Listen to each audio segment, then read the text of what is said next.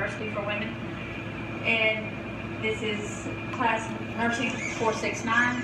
I'm Ginger Regan, and Deputy Dahlia is here, Billy Ward, and Tashonda Pruitt. And we are going to present on hyperthyroidism. Right?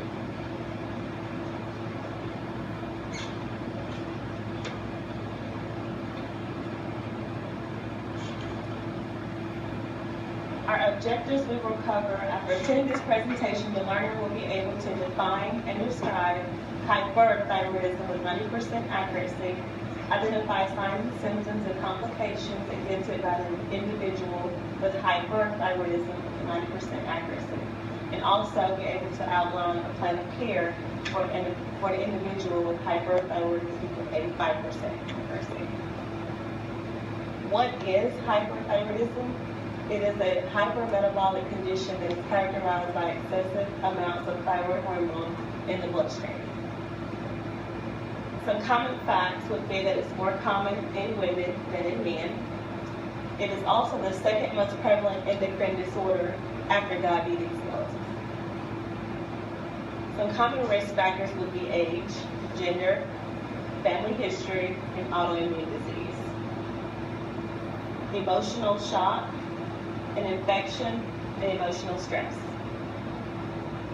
This picture right here shows the anatomy of the thyroid gland, a butterfly-shaped gland that is located in the neck right up under the Adam's apple.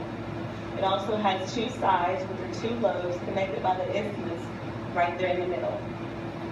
When it's normal, it cannot be felt, and also the stimulating effect is through the production of two hormones, T3 and T4. The pathophysiology of hyperthyroidism, that it may be caused by an autoimmune process. Graves' disease just is hyperfunction of the thyroid gland. The TSI is found in the blood, and it may appear after emotional shock or an infection. Toxic nodular goiter is more common in older women with pre-existing goiter. It will continue to be overactive unless it's eradicated or kept under suppressive therapy. Hyperthyroidism ranges from a mild increase in the metabolic rate to the severe hyperactivity known as thyrotoxicosis. It's also a result of ingestion of excessive amount of thyroid hormone medication. Some common signs and symptoms are nervousness, difficulty sitting quietly, rapid pulse at rest and on exertion, heat intolerance, skin is warm, soft, and moist, muscle weakness, amenorrhea, change in bowel habits, atrial fibrillation, and bulging eyes, which indicates Graves' disease. Increased appetite, weight loss, fine tremors, increased pulse pressure, and anxiety. Shortness of breath, excessive sweating, thin, silky hair, and frequent blinking, and a staring appearance.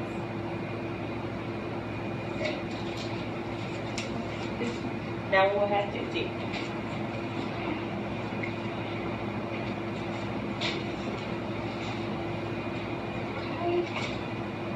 We got a picture over here of the normal thyroid and the enlarged thyroid over here. We have bulging eye over here, and this indicates a goiter. Some diagnostic for hyperthyroidism is elevated T3 and T4, elevated serum resin uptake, and free thyroid index, low TSH level, and presence of TSI antibodies. Some more diagnostic is reactive iodine uptakes, and may be elevated or below normal depending on the underlying causes. Management for hyperthyroidism is follow a diet that is rich in the nutrients that your body needs can help you manage hyperthyroid disease. A diet in a low sea salt and iodized salt, seafood, eggs, dairy products, and plant growths in soil rich with iodine is recommended. Pharmacology, sometimes medications such as methimazole and PTU are necessary. Radioactive iodine action limits secretion of the thyroid hormone by destroying thyroid tissue. Doses is controlled so that hyperthyroidism does not occur. Chief advantage, it lasts.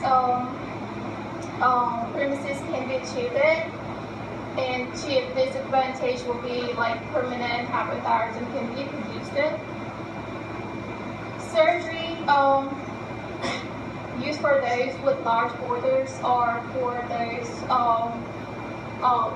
for whom radioactive is not contraindicated.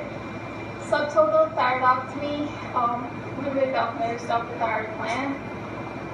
Now we're gonna have Billy talk about it.